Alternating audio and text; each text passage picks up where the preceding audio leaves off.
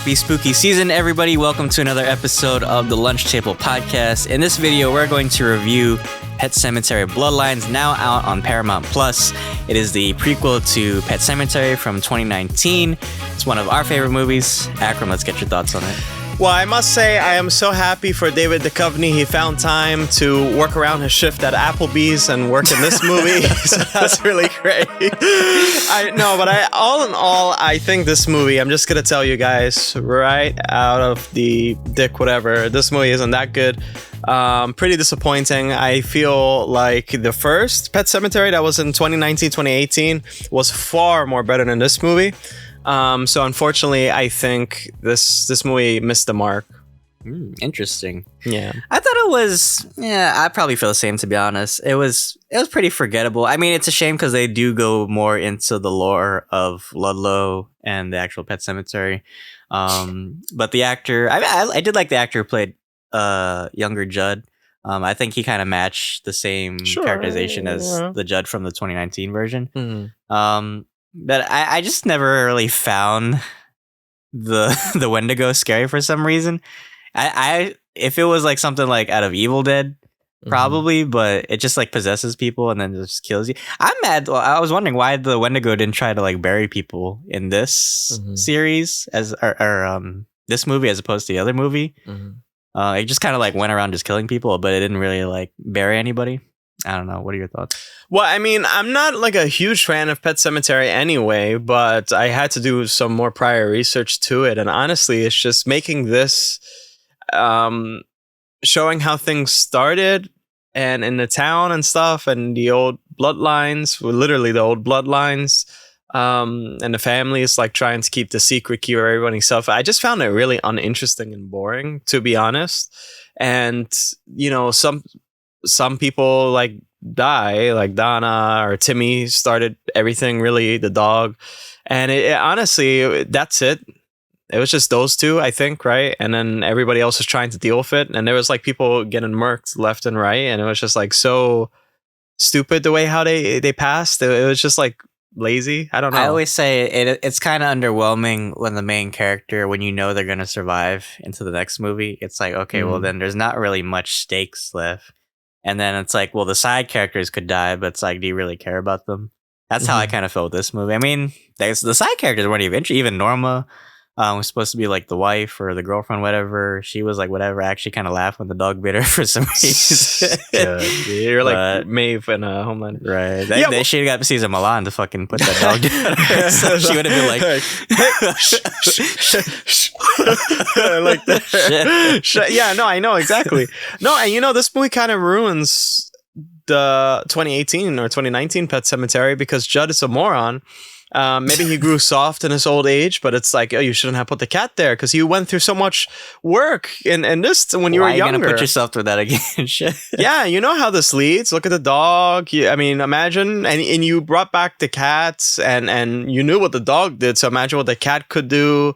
And then, like, why did you show this guy? You know, he's just some random guy. Don't show him. Just stay. So it's like it kind of ruined that. Unless he's like shooting them for fun because he's bored and he knows they can't die. So I don't know. I don't know. And that's another thing that sucks about Pet Sematary is like you have to go through this act of burying them, waiting. They come up, they start acting weird. It's a couple of days, and then like. I get it. It's really emotional, but if you wanted to showcase that, you could. You don't have to. You can make it more disturbing rather than this like it almost is like a slasher in a way. The way how they approached it. If you wanted to make it really sad, you could have, and then make it disturbing that way. But they of course they fumbled it because it's Pet Sematary. It's not so much of a franchise, but it is sort of an iconic type of thing from Stephen King. I don't know. This is like one of those scenarios I feel like you could easily avoid. Just don't fucking go. Number one, don't go to this town. Number two, don't bury anything in that fucking. Don't even go to the woods. How about that? Just keep the fuck away from the wood. Problem solved.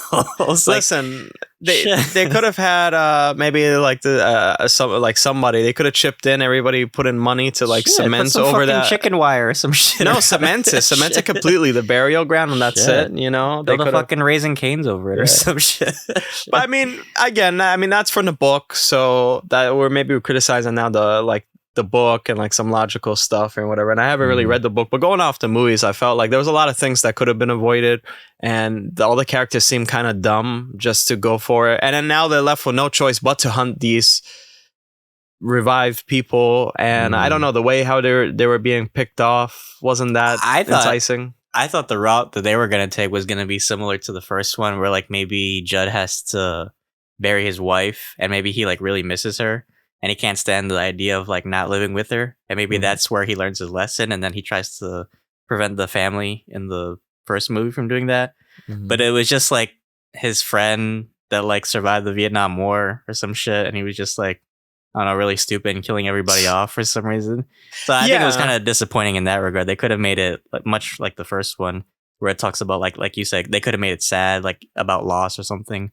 But it was pretty forgettable story. Well, that was the first one. That was kind of how the first one they played in that field. And then also, I think the revived people weren't all that scary. I mean, the little girl when she was revived was pretty scary. And anyway, we know the end from the first Pet Sematary movie.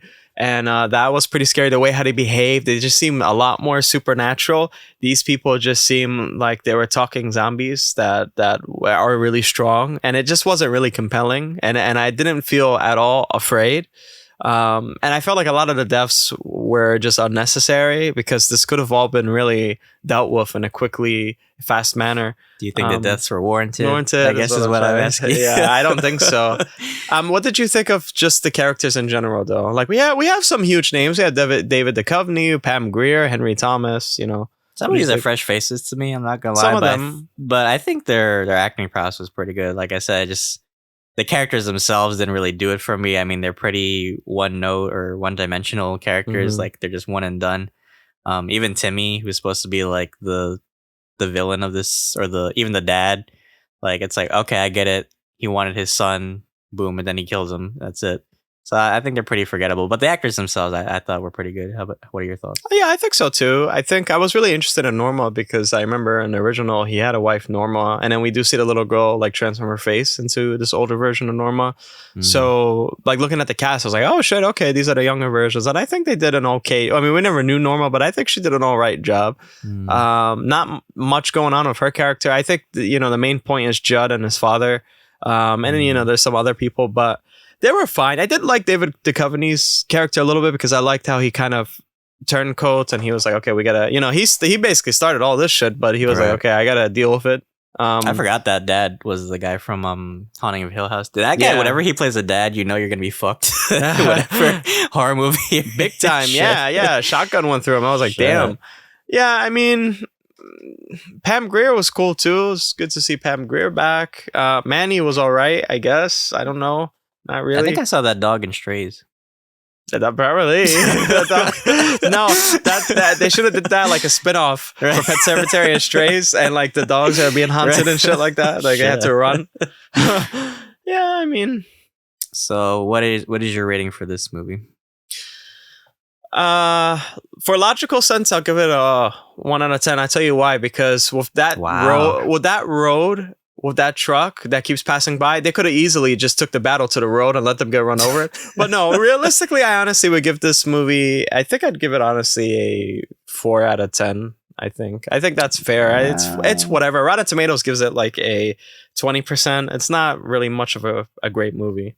I'll probably give it 3 out of 10. Most of the movie was hard to watch. I'm not gonna lie, it was so fucking dark. I could barely see shit sometimes. I feel like I needed like 3D glasses. I was like the Wendigo, like looking at people. Your eyes are glowing. Shit. I was like the stormtroopers from Ahsoka, like my eyes. Like, shit. I'll probably give it 3 out of 10. It's pretty forgettable for me. But guys, that is our review for Pet Sematary's Bloodlines. Let us know what you thought of this movie, and if you enjoyed the first one, or what do you think we'll probably see. If there's a potential sequel, I don't know. Let us know. But we have a lot of spooky content coming soon. I hope you guys will stick with us for October. But check out our other reviews. We do plenty of content, guys. We miss you so much reviewing. It's so nice to come back to our normal schedule again. It is, yeah. But if you enjoyed this video, leave a like, sub to the channel. Anything helps. But guys, until then, thanks for having lunch with us. See you guys. Remember, sometimes dead is better, like this movie. Have fun.